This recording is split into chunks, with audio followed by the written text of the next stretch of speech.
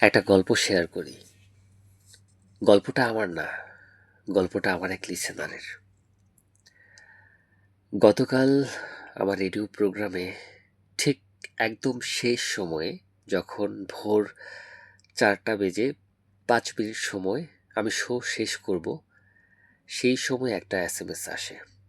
এসএমএসটা দেখে আমি কিছুটা আঁতকে উঠি। গল্পটা এমন: একটা ছেলে তার জীবনের লাভ স্টোরি বলতে গিয়েছে হচ্ছে একটা এফএম রেডিওতে, নামকরা একটা এফএম রেডিওতে। সেখানে একটা মেয়ে কমেন্ট করে তার জীবনের কথা শুনে, তার ভালোবাসার গল্প শুনে। আর সেই কমেন্টটা হচ্ছে, সেই ছেলেটা যখন গুরু পড়ছে, লাভ গুরু, সেটা শুনতে পায়, তার কাছে অনেক ভালো লাগে। সে বের হয়ে সেই মেয়েটাকে হচ্ছে ফ্রেন্ড রিকোয়েস্ট পাঠায়। মেয়েটা অ্যাকসেপ্ট করে ফেলে তার ফ্রেন্ড রিকোয়েস্ট। অ্যাকসেপ্ট করার পর নিজে থেকেই আসলে হাই হ্যালো করা শুরু করে ছেলেটা।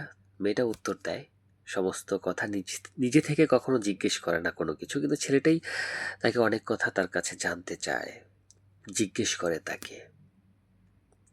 তারপর এভাবে টুকটাক কথাবার্তা হতে থাকে, কিন্তু একটা পর্যায়ে মেয়েটা দেখতে পেল যে ছেলেটা হচ্ছে তার বিশ্ববিদ্যালয়ের এক বড় ভাইয়ের বেস্ট ফ্রেন্ড।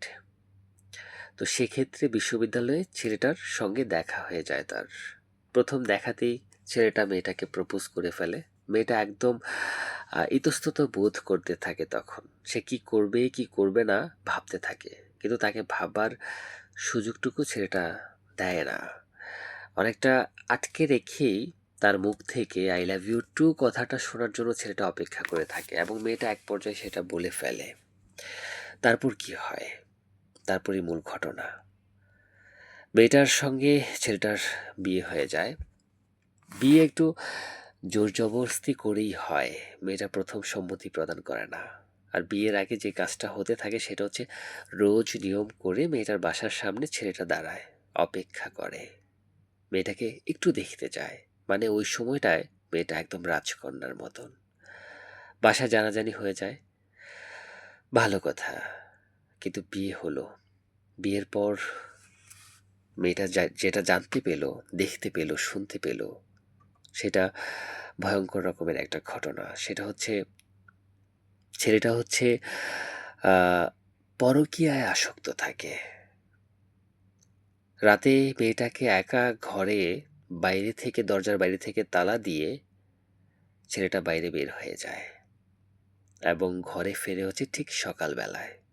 আর মেয়েটা তখন চিৎকার করতে থাকে, কিন্তু তার চিৎকার শোনার মতন কেউ থাকে না। আমাকে গতকাল সে মেসেজ দিয়ে জিজ্ঞেস করেছে যে ভাইয়া আমি এখন কি করব। এই মুহূর্তে আসলে আমারও কোনো কিছু বলার নেই, আমারও কোনো কিছু বলার থাকে না। এবং আরো ভয়ঙ্কর ঘটনা যেটা, মেয়েটার গর্ভে তার সন্তান আসে, কিন্তু সে সেই সন্তান রাখবে না, সন্তান মেনে নেবে না। তারপর মেয়েটা যখন সন্তান নষ্ট করতে চায় না, ছেলেটা একদম মেয়েটার প্যাট বরাবর লাথি দিয়ে তার বাচ্চাটাকে নষ্ট করে দেওয়া হয়। আমি ঘটনাটা পড়ার পর রীতিমতো হতবাক হয়ে যাই।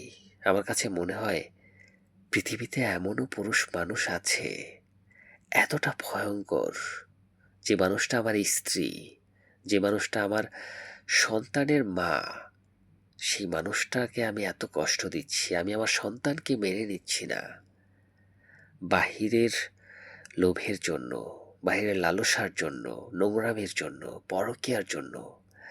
এই জিনিসটা আসলে ভয়ঙ্কর একটা ব্যাপার। আমাদের উচিত, আমরা যাদের স্ত্রী আছে, যাদের ঘরে প্রিয় মানুষ আছে, এই প্রিয় মানুষটার না একটু গুরুত্ব নেওয়া, একটু যত্ন দেওয়া। একবার আপনার ভাবা উচিত, আপনি যে মেয়েটাকে বিয়ে করে এনেছেন, যে মেয়েটা আপনার ঘরে এসেছে, এই মেয়েটারও না একটা পরিবার ছিল। এই মেয়েটাও না কারো আদরের বোন, কারো না কারো আদরের কন্যা। সেই মেয়েটাকে আপনি এনেছেন, সেই মেয়েটাকে আপনার গুরুত্ব দেওয়া উচিত, যত্ন করা উচিত, একটু আলাদাভাবে সম্মান করা উচিত। ভালোবাসা আসলে টিকে থাকে সম্মানে, গুরুত্বে, যত্নে, ভালোবাসায়। ভালোবাসা জিনিসটা ভয়ঙ্কর রকমের সুন্দর, যদি আপনি সেটাকে সুন্দর রাখতে পারেন। কিন্তু অধিকাংশ মানুষ কেন জানি ভালোবাসাটাকে সুন্দর রাখতে পারে না। আমরা তো ভালোবাসার অনেক পজিটিভ কথা শুনি, তাই না? হঠাৎ করে আমার রেডিও লাইফে, আরজিংয়ের লাইফে আমি এই প্রথম একটা ভয়ঙ্কর গল্প আমার সঙ্গে শেয়ার করেছেন এবং আমাকে তিনি এমনভাবে মেসেজ দিয়েছেন, তিনি তখন অন্ধকারে একটা ঘরের মধ্যে বন্দি ছিলেন, আমার শোটা শুনছিলেন। আমাকে মেসেজ দিয়ে জিজ্ঞেস করেছেন যে তার এই মুহূর্তে কি করা উচিত। তা আমি কিছু বলতে পারিনি। আমি তার এসএমএসটা পড়ার পর আমার কাছে মনে হচ্ছিল যে দীর্ঘশ্বাস ছাড়া আমি আর কিছু ছাড়তে পারিনি। প্রার্থনা করা ছাড়া আমার পক্ষে আসলে আর কিচ্ছু করার নেই। সান্ত্বনা দেওয়া ছাড়া আসলে আমার আর কিচ্ছু করার নেই। সে মানুষটা আমাকে জিজ্ঞেস করছে যে ভাইয়া আমি সুইসাইড করতে চাই, কিন্তু সুইসাইড করতেও যা লাগে সেই জিনিসটাও আমার কাছে নেই। কতটা ভয়ঙ্কর একটা বিষয়, তাই না?